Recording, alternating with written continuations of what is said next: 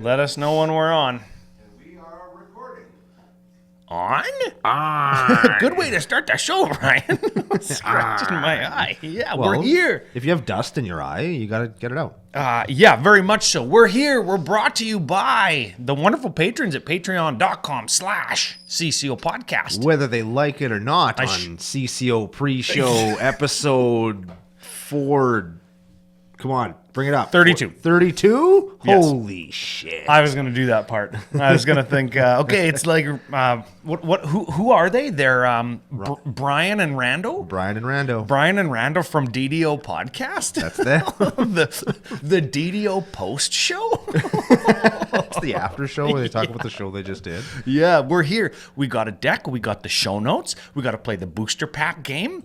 And we went got to a house party. Yeah, okay. Like a real grown-up house party. No kids. Yeah, real grown-up house party at my neighbor with the huge house, and one of the only houses in my neighborhood, one of two now, that I've never been inside. Ooh, did you steal? I didn't. You wasted an opportunity. I didn't, sir. but I went over after a couple beers with a couple of my other neighbors that I'm really good friends with. Uh-huh. Did And they steal? They didn't. They did the opposite of steal. What? They had like a real corny picture frame from like a thrift store or whatever. Okay. And they left the picture frame in an innocuous place with a picture of my neighbor in the picture frame in the house. Okay. And, All right. and all the mom group chat or whatever got a message at like 3 a.m. Oh my God, we found the picture. Now, did they buy the picture frame specifically for this purpose, or did they have it before and they hated it, so they did something with it and then just left it in the house in order to get it out of their house? Yes to both. That's how you do They it. bought it beforehand Shit. with the specific intention to do this thing. No, you take something that you don't want, trash, and then you leave it in their house. Well, That's way better. Well, it was trash. Because that is crime. The gimmick actually started when this same neighbor, the picture frame neighbor, was house sitting and dog sitting a different neighbor's house. Did they steal the picture frame from this neighbor's house? No. Jesus, you guys are- I know, they the neighbors suck. are so boring. Everybody sucks at everything, and that's why you're watching Commander Cookout Podcast. They sat this house for like a week and left like 10 of these pictures in this guy's house. They hung pictures on the wall, like pounded nails into this guy's wall to hang pictures. And like in his bedroom and in their bathroom and in their closet, like everywhere. So they basically vandalized his house. Oh, yeah. That's crime. See, that's okay. Vandalism is crime. Hey, are we So- doing crime on today's deck? Nope. Oh, it is a cowboy hat. Oh, there is cowboy hats. There is a There's cowboy- just no crime. Okay. Well, I mean, there's sort of crime. Okay, but not let's really crime. get into the pre-show here a little bit. Okay. We're talking about doing crime in our neighbors' houses. We've got to play the booster pack game where if you guess the commander in the comments below, you get entered to win the booster pack game, which you could get a CCO sticker pack. A booster pack of stickers, if you will. Ooh. To boost your sticker collection. Yes, you could get a booster pack of CCO-kins. Here's my sticker collection. That's pretty good, man. It's getting there. It's not all of them, but it's getting there. I noticed there isn't a Team Brando Oh, no, sticker of on course it, there's not. which is the biggest shit of all time. Or you could win a crummy old booster pack of like frickin' magic cards or And something. who wants that? What are you going to open, a Void Rend? Oh, what are you gonna open? Some of those Maudie ho ho ho like spoilers or whatever? Where do people get those? Well, I assume people take pictures of their preview stuff, and then the Pinkertons show up to their house and beat them up but like, and how shave is there their cat. How is there so many spoilers? Well, no, people are not honest. These things have been printed for weeks, and I assume people who work at WotC like spirit them away. Oh. Oh, no, boss, I lost that one because it's in my binder at home. I lost it on Facebook. I lost it on Facebook Marketplace. Yeah. Okay. Booster pack in. Yes. Booster pack in. This guy is a guy. Yep. Doesn't have a cowboy hat on. And because we're going to be talking about the deck a little bit on the pre-show now, I think that's the only official hint we give. Oh, shit. Yeah, because we've got to talk a little bit about the deck and preview it for tomorrow. This is the new pre-show, right? We got producer Gary in the booth, and he says we need a longer pre-show. And so we're doing that. Okay, so I said, what's the shtick of the deck? Yeah. What's the shtick? And you say, it's a Selesnya deck. Yeah. And I say, wait a second. It ain't. It ain't that color. Yeah. Oh. Yeah. So it does Selesnya deck things. It's Selesnya in a cowboy hat is what it is. And I feel like you should have just known that. What does in a cowboy hat mean, though? Well, it just means that it's taking something that already existed and doing something that's the same but different because it's wearing a cowboy hat. And in this case, cowboy hat means in a different color combination. Yes. Okay. Well, one of them is different. One of them is the same and one of them is different. These are such cryptic and like nonchalant, around the bush type of hints. Yeah. Nobody's going to get it so far, I don't think. Well, I mean, his name also is something super dirty. Don't I say sometimes? Nobody's going to get that. I make everybody's name dirty. Oh, man, I think that might be enough, though. You think? No, I think that might be enough. I think it will be. I'm excited. Another thing that it does is it really leans into something that we can say that white is the color that is the same. Yeah, okay. I think it really leans into something that white has been kind of getting, and people meme on it a lot for cards like that. Oh, and yeah. lots of effects that are, I don't want to say there's a word, but I don't want to say it.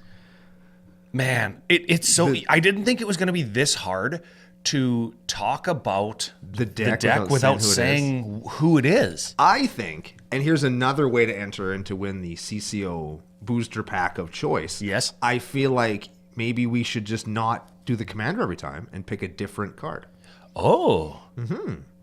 Okay, are we going to do that right now? Live on the air? Should we? Yes. Okay. Let's do it. Okay. Let's pick this one because this card is stupid and bad. I was going to say this card because I play this card. Also stupid and bad. Do you know me? Which one is worse? Oh, definitely this one. I play it. Worse than this one?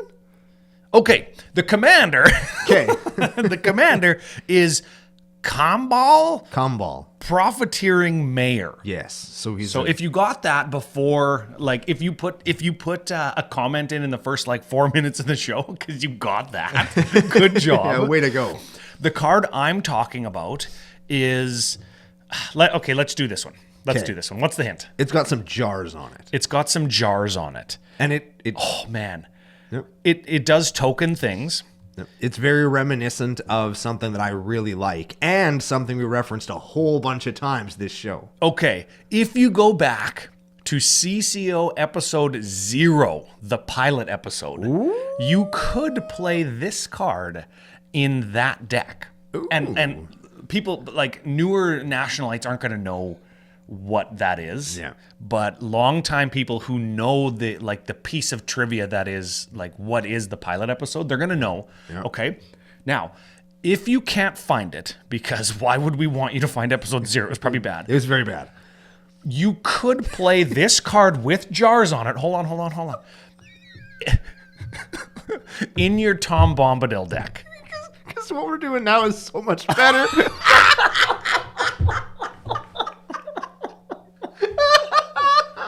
Oh, man.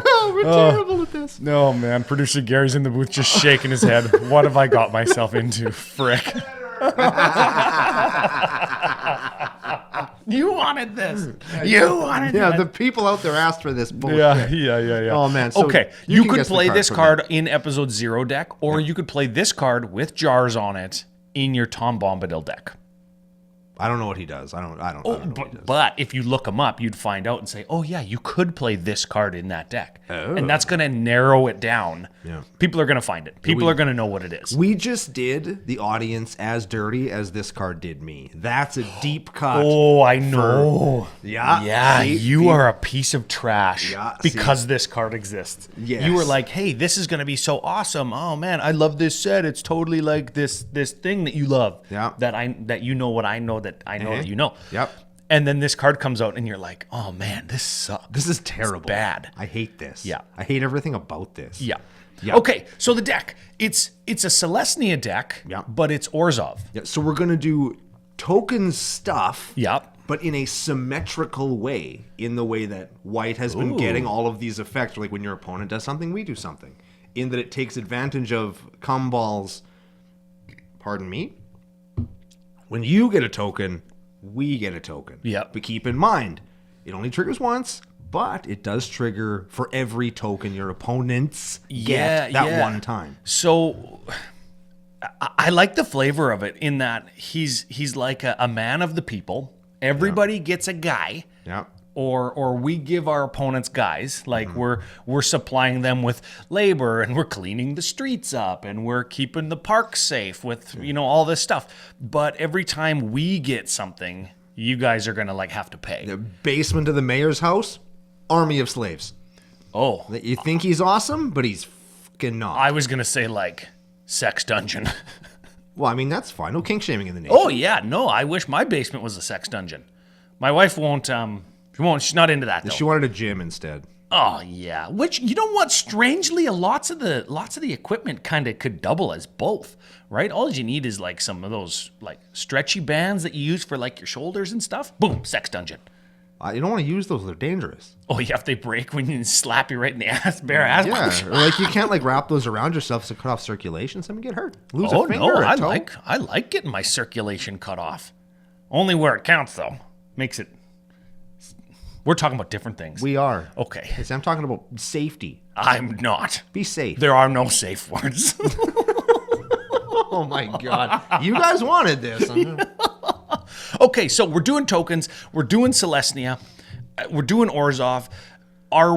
Should we expect with a Kumbal deck to do or see or experience the Orzhov aristocrats? Like, is that something that is gonna be a thing? I think a lot of people, even reading the second paragraph on Kumbal, Yeah, which is whenever one or more tokens enter the battlefield under our control, each opponent loses 1 life and we gain 1 life. So it extorts with tokens. It sounds very aristocratic. Yes. And I think a lot of Orzhov decks, and this is the reason why I wanted to do this one, are very aristocrats themed. Yes. And this one, the way that this one is built, I don't think it is. It focuses way more on the top line of text, which is the token making one, and way less on the second part, which is every time we make a token, everybody loses a life. Yeah, whenever one or more tokens enter the battlefield under your opponent's control, for each of them, create a tapped token that's a copy of that token, and it triggers only once per turn. Yes.